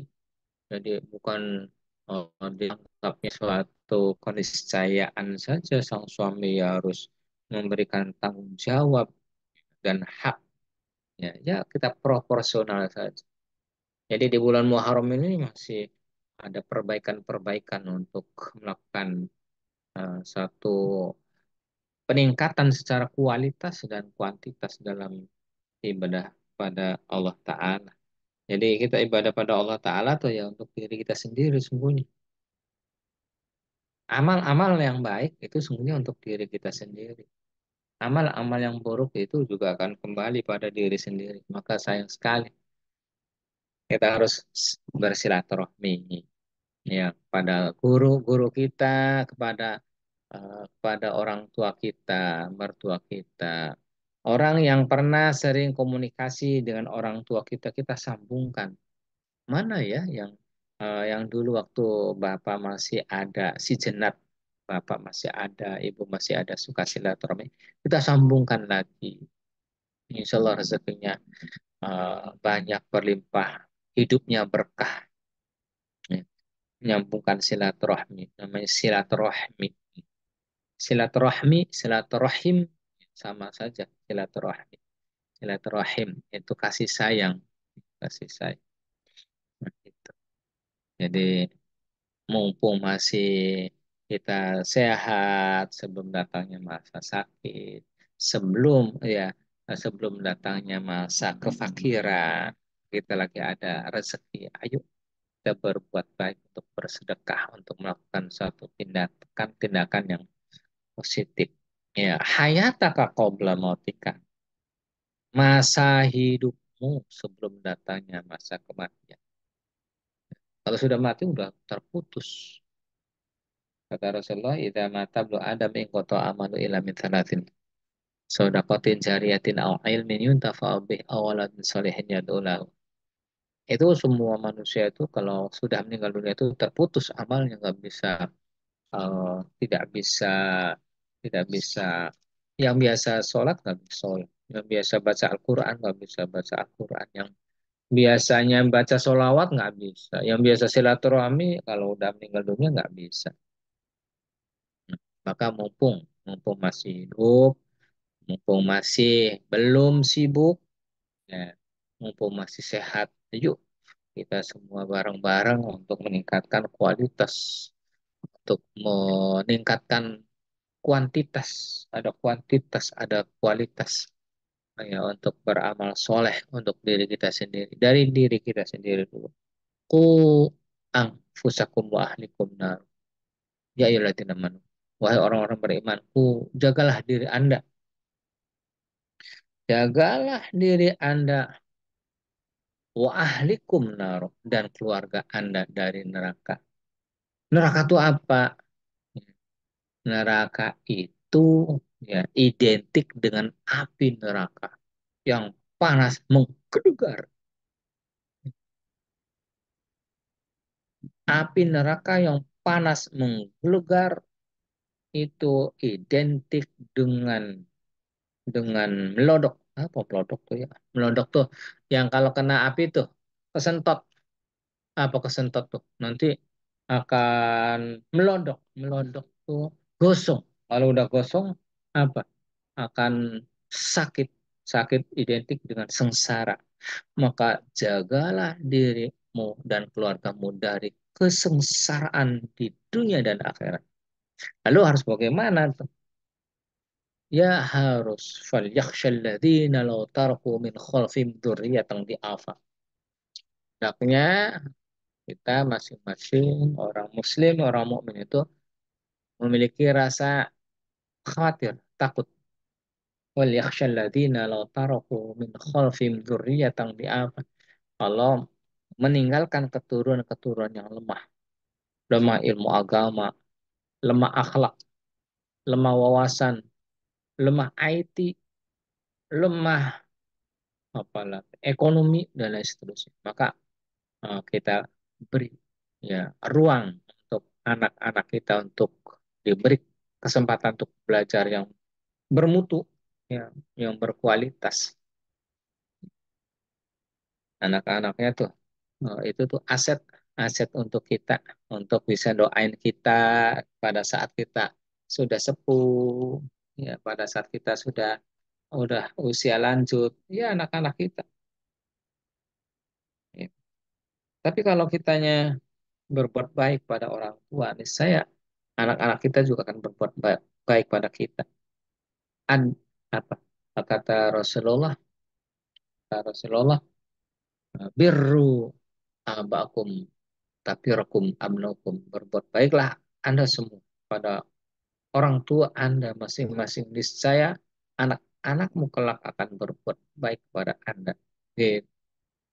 Ya itu adanya kayak gitu tuh hanya di kajian-kajian, kajian-kajian. Makanya rajin-rajinlah kita mengikuti kajian-kajian, pengajian-pengajian supaya menjadi orang-orang bermutu, berkualitas. Ya. Jadi di bulan Muharram tuh ya terus berputar ya untuk melakukan perencanaan-perencanaan yang lebih baik. Ya, mumpung kita masih hidup, mumpung kita masih sehat, mumpung kita ada kesempatan, mumpung kita berkuasa gitu. Kalau kita memiliki kekuasaan, semuanya amal soleh itu ya eh, tentunya akan kembali pada diri kita masing-masing. Jangan sampai kita pelit pada diri sendiri, ya, sehingga kemudian kemudian kita menyesal. Menyesal itu adanya di belakang. Yang lagi ada rezeki, ya, yang belum berangkat umroh, yang belum berangkat haji, segera segera kesempatan daftar gitu, untuk bisa berangkat haji. Yang belum haji, yang sudah haji, ya gantianlah untuk yang lain. Nah, anak-anaknya masih pada kecil, Ceh. Mau berangkat haji, kasihan itu anak-anaknya. Nanti takut terbengkalai belajar. Heh, itu rezekinya anak-anak yang ditempelkan pada kita itu. Kalau memang kalau sudah ada dana, lebih segera berangkat haji yang belum berangkat haji. Ada cerita itu orang orang oh, sudah ya kaya lah, kaya itu disarankan untuk segera daftar berangkat haji. Oh, alasannya deh, anaknya masih kecil, masih sekolah. Justru kita tuh numpang anaknya, numpang rezekinya anak. Segera berangkat. Nanti sajalah kalau usia 60-an. Usia 60-an anaknya pada nikah. Muak kalau kalau menurut burung mah muak aja. Muak tuh udah udah punya keluarga sendiri. Itu selangnya ngurangi. Yang tadinya omsetnya, yang tadinya rezekinya banyak, pendapatannya banyak, ketika anak-anaknya sudah pada punya keluarga sendiri-sendiri itu ngurangi. Ya, seirama dengan usia orang tersebut, ya tidak, usahanya tidak semaju dulu, kerjanya tidak sebagus dulu. Nah, itu harus harus melakukan manajemen, manajemen hidup, ya, manajemen hati. Jadi hatinya dengan manajemen hidup harus dikelola secara maksimal. Itu Allah itu selalu menyertai kita. Kita tuh hidup tidak tidak sendirian, harus melibatkan Allah. Bagi yang karyawan, yang lagi dagang, yang lagi sepi, ya, selalu komunikasikan dengan Allah Subhanahu wa taala. Ya, innallaha ma'ana. Ya, Allah bersama kita. Innallaha ma'as sabirin. Allah bersama orang-orang sabar. Setiap kita ini orang yang kalau diperhatikan sih orang yang kurang duit. Ya udah kurang duit, ya biasa kurang duit. Kan memang settingannya kurang duit. Ya. Tapi kita kalau melihat melihat keuangan, ya, yang orang yang itu lebih bawah daripada kita, nah, sehingga kita bersyukur pada Allah. Pada prinsipnya sih memang settingan Allah itu menjadikan, ya, skenario Allah menjadikan semua manusia itu ya kurang duit. Orang kaya juga kurang duit. Jangan disalahkan atau jangan disuudoni orang kaya kurang duit. Orang kaya kurang duit itu, ya, mereka bersedekah banyak gitu. Setelah bersedekah banyak tuh, ini tangga sebelah ini belum dikasih duit. Sebelah kiri belum dikasih duit. Orang tua belum dikirim nih. Adik juga, ponakan juga perlu dibantu. Udah sedekah sudah sebanyak ini masih kurang saja. Nggak apa-apa. Orang yang nggak punya duit, orang yang kategori di bawah hidup sejahtera juga kurang duit. Semuanya, everybody, ya everybody kurang duit. Mana sih ayatnya yang duit? Ya, ada ayatnya. Mana Pak Ustadz? Ayatnya tuh, ya kata Allah, wala nabluwannakum bisyai'in min khawfal ju' wa naqsimil amwal wal anfusi was thamarat wa basyiris sabirin. Jadi Bapak Ibu sekalian, kita itu ya jangan pernah kita ya merasa aman ketika kita mengaku saya sudah beriman pada Engkau ya Allah, saya Muslim ya Allah. Itu ketika kita mengatakan saya Muslim ya Allah, saya beriman kepadamu ya Allah. Jangan pernah kita merasa aman dari ujian dari Allah. Allah akan mencoba kita. Allah akan mencoba kita, menguji kita. Benar enggak imannya? Benar enggak Islamnya? Akan dicoba oleh Allah. Saya sabar ya Allah. Benar enggak sabarnya? Dicoba oleh Allah Subhanahu wa Ta'ala. Kemudian setelah dicoba nanti akan ada hasilnya. Mana orang-orang yang alladzina yukadzibun, orang-orang yang bohong, ya ada orang yang benar, orang benar. Walanabluwannakum, dan kami kata Allah akan mencoba dengan percobanya sebenar-benarnya. Walanabluwannakum bisyai'in dengan sesuatu minal khauf, dengan rasa takut, walju, dengan rasa lapar, wanaksi minal amwal, kurang cicis, kurang cicis tuh kurang duit. Ya itu orang muslim ya kaya ya masih kurang duit, kurang banyak sedekahnya. Ya. Orang yang belum kaya juga ya sama, ya, sama eh, kurang duit semuanya. Nah, walju wanaksimil amwal, wanaksimil amwal, wal anfusi, banyaknya orang yang meninggal dunia. Kayak orang-orang saudara-saudara kita di Palestina itu banyak orang yang banyak korban-korban. Ya. Itu cobaan, cobaan orang begitu banyak orang Muslim meninggal dunia aja, tetangga sebelahnya negara nggak mau membantu, itu cobaan termasuk kita. Kata MUI-nya kita memboikot ya, dagangan-dagangan orang-orang Israel, tapi sebagian ya tetap mangguk Pepsodent sebagian yang, dan aturan MUI-nya juga nggak ada punishment-nya. Itu coba mau nggak? Gitu. Manaksimul amwal wal anfusi wasabarot, dan ada para petani-petani itu pada nggak panen kena hama dan lain seterusnya. Kata Allah wabashiris sabirin, kasih kabar gembira orang-orang yang sabar. Ya, itu yang Kang Muhammad Adib nih. Ada pertanyaan sih, apakah kita tetap terkena dosa, dan apakah kita tetap terkena dosa mengha- menghap dan bagaimana cara menghapusnya? Mohon penjelasan. Baik. Apa yang terkena dosa ini? Ya Ya, ini juga ada pertanyaan di kolom chat, Pak. ya, ya, Oh, jadi ini. ya di chat itu ya, apakah kita tetap terkena dosa? Ya, dosa sih ya, jangankan kita ya, Nabi Adam dulu dosa. Jangan dekat-dekat dengan hadis sajarah. Tapi ya pinternya setan merayunya. Pengaruh itu Nabi Adam. Nggak mempan. Istrinya. Oh, akhirnya mempan. Akhirnya ya dipengaruhi dekat-dekat buah khuldi. Kemudian makan buah khuldi. Rayuan setan itu, ngerti nggak sampai ndam.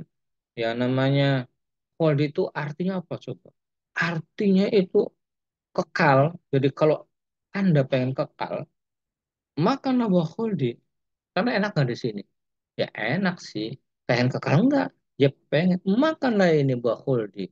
Dimakan akhirnya kan dosa itu.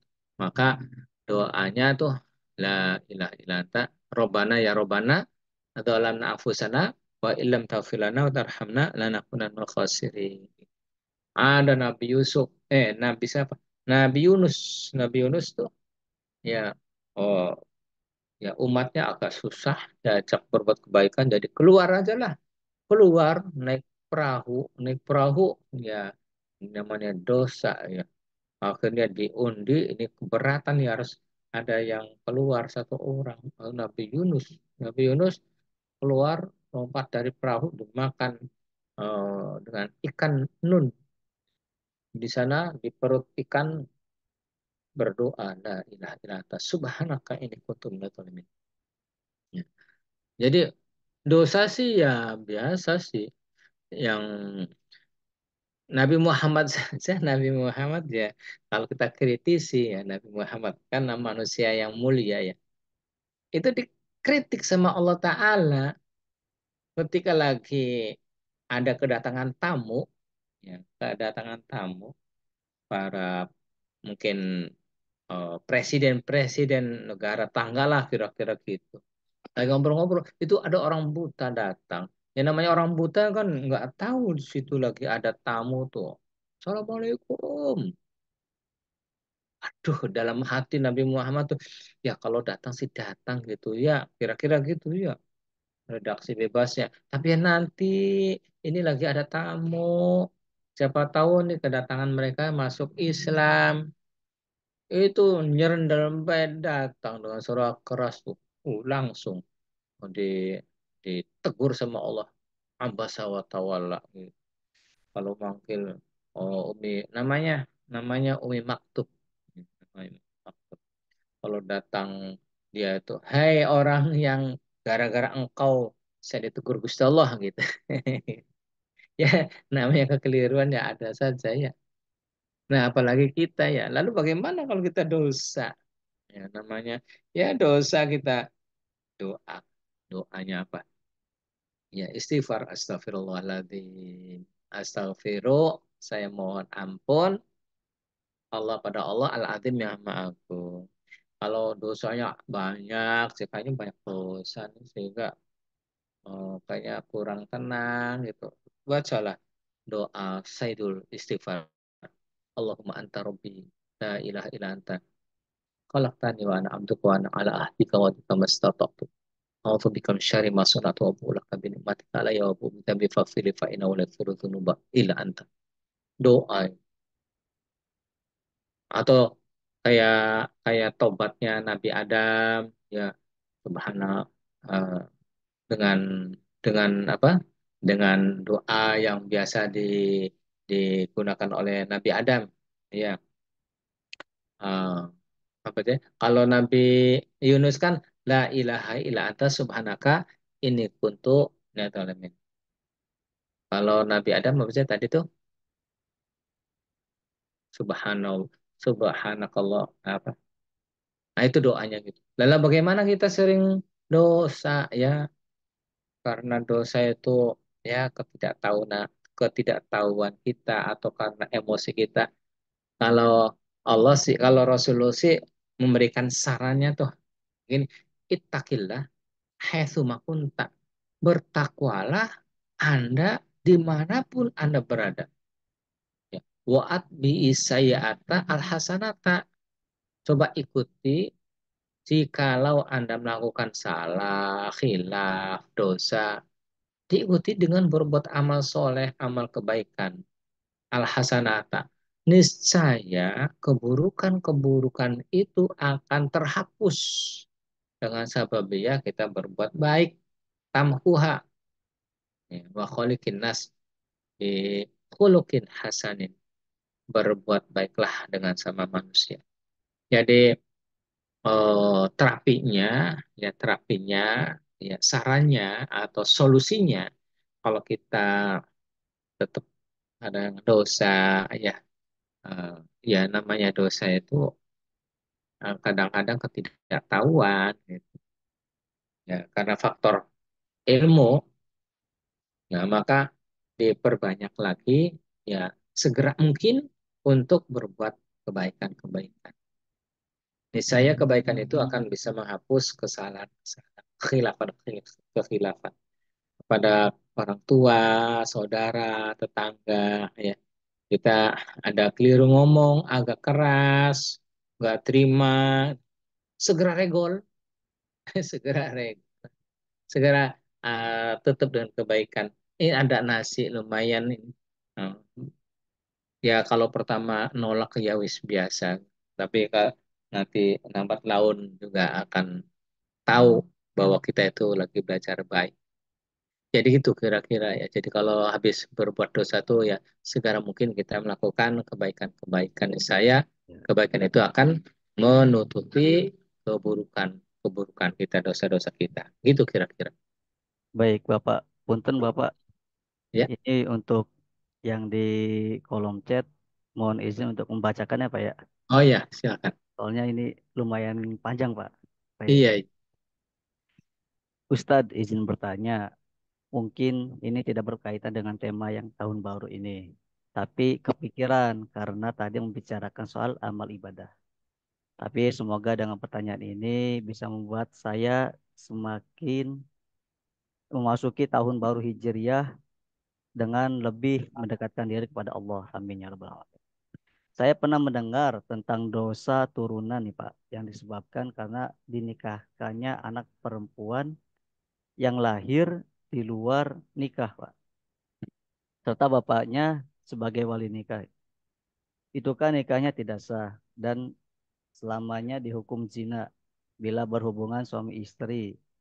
Nah, ketika punya anak lagi, berarti kan secara agama tidak bisa dikaitkan bin ke bapaknya karena pernikahannya tidak sah. Jadi ini ada anak yang lahir di luar nikah tuh Pak. Mm-mm. Hmm. Anak zina. Nah itu. Dan akhirnya terus dihukumi zina sehingga disebut dosa turunan. Karena diawali dengan pernikahan yang, mohon maaf, apa namanya, zina atau kan ya belum nikah, di luar nikah gitu Pak. Itu kan berarti kalau misalkan nikah nggak bisa dikaitkan dengan bin bapaknya yang sekarang gitu Pak. Mm-mm.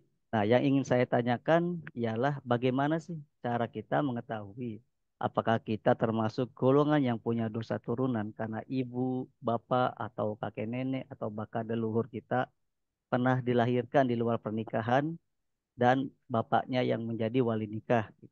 Apakah kita tetap terkena dosa dan bagaimana cara menghapusnya? Mohon penjelasannya.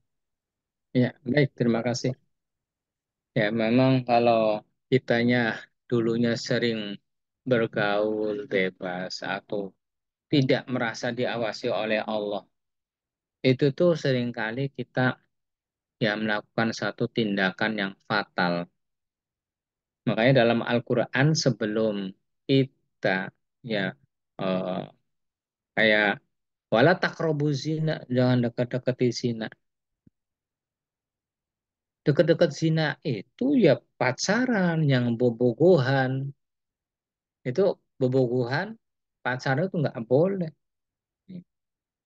Taqrabu zina tuh ya bobogohannya itu. Supaya tidak terjadi zina ya tidak pacaran.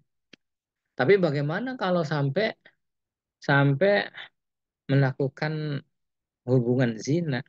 Yaitu akibatnya. Jadi ketika satu kali ya melanggar larangan, ya melanggar larangan tuh pacaran. Nah, terus pacaran lagi, pacaran karena sering pacaran sehingga imannya itu dicabut. Jadi di saat dia melakukan hubungan badan suami istri yang belum nikah, ya itu tuh pada saat tidak punya iman, orang punya iman sih nggak bakal yang terjadi. Setelah melakukan hubungan badan tuh ya, astagfirullahaladzim. Iya ya astagfirullahaladzim ya. Kenapa gitu Kenapa Neng? Kenapa kita begini ya? Iya ya. Tapi enak ya. Iya yuk kayak gitu mah enak. Jadi itu tuh nggak boleh gitu tuh. Ya, karena sering melanggar tuh akhirnya tuh ya melakukan hubungan badan. Nah, ketika ya melakukan reproduksi sebelum nikah. Nah itu tuh anaknya namanya anak jadah. Sebenarnya nikah tuh gampang sebenarnya sih kalau dibuat gampang komunikasi dengan yang menciptakan, nanti juga memaklumi, ya itu tujuan dari syariat nikah itu supaya nasrul nasal, supaya meneruskan keturunan yang sah, itu nikah. Makanya harus nikah. Gampang nikah dengan mobil tuh tazwizah dan seterusnya. Tapi karena udah kadong ya, sudah melakukan hubungan badan, ya sudah. Kalau gitu tuh, ya, ketika anaknya nanti sudah ada ya anak terus perempuan, itu yang jadi ketika anak perempuannya menjadi dewasa, menjadi seorang gadis, terus mau nikah, nikahnya tuh nggak boleh orang tuanya itu, harus wali hakim. Nggak enak sih, malu. Ya nggak asah. Terus memang bisa gitu yang menzinai si wanita yang terus punya anak perempuan terus menikahkan, kayaknya nggak bisa itu tuh. Paling ya nanti diwakilkan ke wali hakim. Ya sudah, wali hakim gitu. Nah, sah nggak? Yang wali hakimnya sah ya. Itu juga orang tuanya. Yang mana bisa orang tuanya berani-berani melakukan hubungan badan itu karena nggak tahu ilmunya itu. Atau saja karena karena kalah sama hawa nafsunya. Ya bagaimana, Je? Udah kadung, Je. Karena itunya alumni pondok. Jadi berani untuk menikahkan, ya karena dianggapnya itu anaknya. Oh ya nggak sah. Lalu bagaimana? Berarti nanti nggak sah, berarti zina selama mau melakukan hubungan zina. Ya tinggal nikah lagi saja, nikah lagi disaksikan eh, dengan ya orang yang ada di sekitarnya atau rahasia-rahasia ke ini ke Pak Lebe. Nanti yang menikahkannya ya Pak Lebe. Wah, Pak Lebenya itu namanya wali hakim gitu. Udah aman. Jadi ya siru ala asir, mudahkan, jangan dipersulit. Itu kan namanya dosa. Ya. Dosa itu kan karena ya ketidaktahuan atau karena faktor khilaf. Tinggal sering-sering berdoa saja sama Allah Ta'ala. Rabbana la tu'akhidna inasina aw akhtona. Rabbana wala tahmil alaina isran kama hamaltahu ala ladina min qablina. Rabbana wala tuhammilna ma la taqata lana bih. Wa'fu anna waghfir lana warhamna anta maulana fansurna 'alal qawmil kafirin. Itu kira-kira Kang Andim. Ya, jadi mudahkan, jangan dipersulit. Yang kalau orang dosa segera ngomong saja dosa, minta solusinya kayak apa. Kan kata Ustadz kan katanya kalau nggak sah nikahnya itu zina. Ya, ya silakan eh, melakukan pendekatan. Ya, nanya ke kiai, ke Ustadz, terus membaru-barukan nikahnya. Ya sudah sudah. Ya, yang yang belum ya kita antisipasi. Gitu kira-kira Kang Andin. Baik, saya makasih Pak. Jadi solusinya gitu ya Pak ya. Kita tahu Iya. di kemudian hari bisa nikah lagi dengan saksi atau yang dinikah yang menjadi walinya itu walebe ya Pak ya. Lebenya Iya. wali hakim gitu ya Pak ya. Ya, wali hakim namanya, Dan bukan nanti wali ya hakim. nanti keturunannya berbanyak istighfar dan berdoa mohon Iya, ampun kepada iya, Allah ya Pak ya. Insya Allah gitu ya. iya. Insya Allah. Ya, semuanya orang punya dosa. Sampai yang paling besar tuh dosa, dosa syirik, musyrik. Tapi Allah lebih lebih besar, maha mengetahui. Rahmatnya Allah itu lebih didahulukan daripada azabnya. Jadi berapapun dosanya, kalau datang kepada Allah, mendekatkan diri pada Allah, mohon pada Allah, pasti Allah akan maafkan. berapapun dosanya. Gitu. Jadi Allah itu Rahman, Allah itu Rahim. Tinggal kita mohon maaf. Gitu Kang. Baik, terima kasih Bapak. Ini Pak, ada yang mau bertanya lagi Pak dari Nggih, Dokter Titik Nurul Pak. nggih, Dokter, mangga. Ya, nanti untuk pertanyaannya langsung ya Pak ya. Ibunya yang nggih, langsung menyampaikan itu Pak. nggih, mangga Bu Dokter. Mangga Ibu. Oke, Assalamualaikum Pak Ustadz. Waalaikumsalam Nah, warahmatullahi wabarakatuh. izin bertanya berkaitan dengan apa Muharram.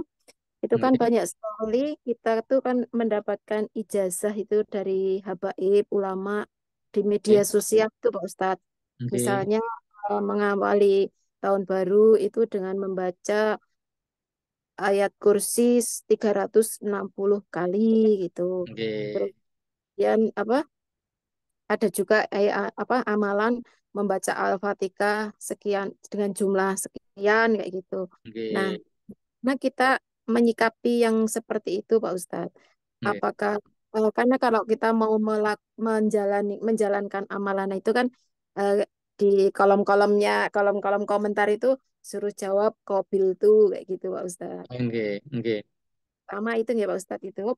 Nah, itu bagaimana kita menyikapinya dan apakah diperbolehkan menjadikan suatu ayat atau suatu surat itu menjadi amalan yang dengan janji-janji yang seperti yang disampaikan itu. Nah, iya, itu yang pertama Pak Ustadz. Kemudian yang kedua, tadi Pak Ustadz kan menyampaikan bahwa inamal a'malu binniat.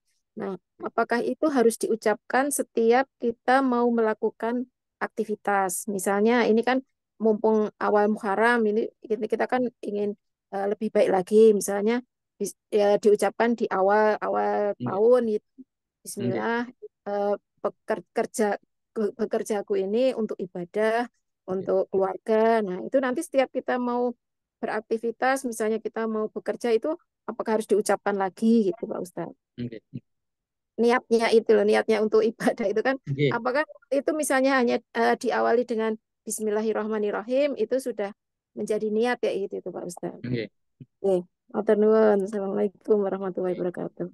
Waalaikumsalam warahmatullahi wabarakatuh. Terima kasih Ibu Dokter. Jadi yang kedua dulu ya Bu Dokter. Jadi yang namanya niat itu di dalam hati Bu Dokter.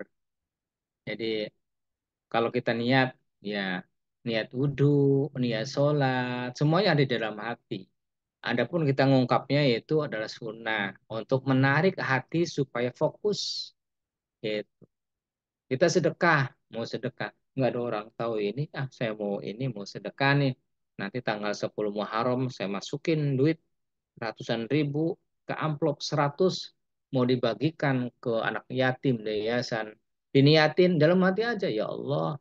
Kalau denger itu, ya Allah saya sedekah, ya Allah semoga berkah dan manfaat. Insya Allah diterima. Mau diungkap, ya yang jelas sih kita tuh sedekahnya tuh tidak ria'anas, tidak pengen dilihat orang, tidak ingin didengar orang. Itu diniati dalam hati. Ketika diungkap-ungkap, ngucap Bismillahirrahmanirrahim. Biasa begitu. Ya. Kalau mau sedekah itu Bismillahirrahmanirrahim. Ikhlas. Allah mau tahu. Innallaha la yanzuru ila suwarikum wa amalikum walakin yanzuru ila qulubikum wa amalikum. Allah tidak melihat cantik atau gantengnya seseorang, tidak melihat kaya atau miskinnya seorang, tapi Allah melihat hati kita semua, melihat amal perbuatan kita semua. Gitu. Jadi tidak mesti harus nawaitu an usaddiqa mal uswen. Udah dalam hati saja. Ya Allah mah tahu. Gitu satu ya. Yang kedua tentang apa aja tadi tuh ringkasnya, Bu Dokter.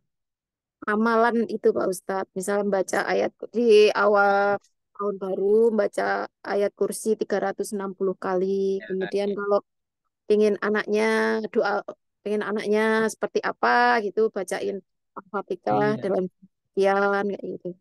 Itu iya, Pak Ustadz. oke. Jadi dalam amalan-amalan itu, ya kalau kita memang ya punya hajat, anak-anak kita itu pengen sing soleh, soleha, dibacakan misalkan dengan 40 Al-Fatihah pada saat iya karena butuh iya karena stain disebut nama-nama anak kita. Insya Allah, ya insya Allah anaknya akan menjadi orang yang soleh, soleha. Atau mungkin ijazah dari Habib semacam itu. Ya kalau kita kita ada ruang waktu, ya kita lakukan lah. Tapi kalau misalkan tidak ada waktu, ya kita dengan mencari amaliah-amaliah yang lebih ringan. Gitu. Tapi ya kalau untuk seorang ibu mah, Bu Dokter, itu doanya tuh dikabul untuk anak-anaknya. Ya, itu banyak orang-orang hebat itu tuh eh, ada faktor yang sangat dominan dari ibunya. Ya namanya anak-anak nakal sih udah wajar. Kalau anak nakal itu tuh ya sebenarnya sih menunjukkan kecerdasan anak. Tinggal bagaimana manajemen kita jangan sampai dititipkan ke anak-anak yang tidak ada kendali. Gitu. Jadi ada ada ijazah-ijazah dari siapapun, apa itu Habib atau Kiai, ya silakanlah, nggak apa-apa untuk diamalkan kalau kita mampu. Tapi kalau kita tidak mampu ya jangan dipaksakan. La yukallifullahu nafsan illa wus'aha. Tidak ada paksaan. Ya kita eh, mudah semuanya Islam itu mudah. Jadi kalau mau melaksanakan kalau ada ijazah, ya misalkan itu dalam tataran sanad itu nyambung. Kalau ada qabil tuh ajaztukum, saya ijazahkan pada Anda. Terus kita jawab ajaztukum, saya terima. Oh, itu lebih afdol. Tapi kalau misalkan tidak ada ini, tidak ada ajaztukum, qabil tuh ya nggak jadi masalah sih kalau bahasa solawat sih gitu. Terkecuali kalau ada ritual-ritual semacam eh, kayak hijab, kayak apa, itu akan berbahaya kepada jiwa, akan menjadi kegilaan. Kalau yang macam hijab ya, tapi kalau baca Al-Ikhlas 3 kali, oh ya nggak mesti harus diijazahin. Itu sama dengan kualitasnya satu khataman Al-Quran. Itu Ibu Dokter ya. Jadi Hijab, hijab itu apa Pak Ustadz? hijab itu biasanya tuh yang suka ilmu-ilmu tobib, misalkan ilmu hikmah, ngobati ini atau ngusir jin gitu, ngusir setan. Biasanya kan kita tuh nggak tahu nih ada jin apa enggak nih. Ya secara umum mah ya jin yang di mana-mana juga ada, tapi jin itu ada yang nakal. Ya, jadi eh, jadi jinnya itu eh, punya ilmu lagi. Ada orang bisa ngusir jin nih, karena memiliki kemampuan. Ngamalkannya tuh tanpa ada gurunya. Itu biasanya tuh bisa membuat gila. Oh. Kalau yang membacakan misal Al-Fatihah di air putih terus diminumkan ke anaknya kayak gitu Oh, itu Pak Ustadz. bagus. Bagus sih itu Ibu Dokter. Kalau Oh. bisa, kalau bisa tuh Bu Dokter tuh mangap. So, insya Allah. Eh, itu saya dulu gitu. Saya tuh dulu di diobati sama seorang Habib. Ya alhamdulillah Allah memberikan kesembuhan. Sababiyah ya Habib meludahin mulut saya. Katanya itu. Ada adik saya juga itu sini dicatok ini beneran mangap diludahin. Ya jadi orang soleha. Jadi luar biasa sang ibu, makanya kalau lagi emosi ya terhadap anak, tahan emosinya. Doanya itu dikabul doanya. Itu Syekh Abdurrahman Asudes lagi ada tamu sih ya, anak mainan pasir. Itu makanan tawurkan itu ditawuri pasir. Aduh, anak tuh ya si Soleh. kamu tuh jadi kiai baik ke sana tuh, kira-kira gitu. eh Akhirnya mau mondok terus jadi ulama. Hmm. Jadi kalau nggak bisa ngomong ya falyakul khairan aw liyasmut. Kalau nggak bisa ngomong bener ya diem, nggak tahan. Harus memaklumi namanya juga anak. Itu Ibu Dokter. Ya, Oke, matur nuwun Pak Ustadz. bisa misal Sule Bu Dokter. Ya gimana Kang Adib? Masih ada lagi?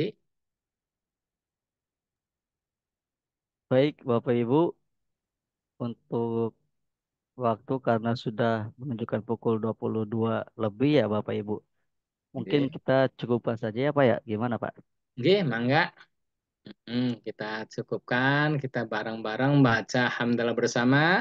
Alhamdulillahirabbil Alhamdulillahirrahmanirrahim. alamin. Subhanakallahumma wa Subhanakallahumma wa bihamdika. bihamdika Asyhadu an la asyhadu an la ilaha illa ilaha illa anta. anta Astaghfiruka wa astaghfiruka atubu wa atubu ilaik. ilaik. Mohon maaf dan terima kasih semuanya, Bu Dokter dan kawan-kawan semuanya, Kang Adib. Dan mohon pamit. Assalamualaikum warahmatullahi wabarakatuh. Waalaikumsalam warahmatullahi wabarakatuh. Nggih Bapak, terima kasih Bapak. Sama-sama. Baik Bapak Ibu, terima kasih. Kita akhiri untuk kajian kita pada malam hari ini. Semoga ilmu yang kita dapatkan diberikan keberkahan untuk mengamalkannya. Amin ya rabbal alamin. Bismillah, kita akhiri. Assalamualaikum warahmatullahi wabarakatuh.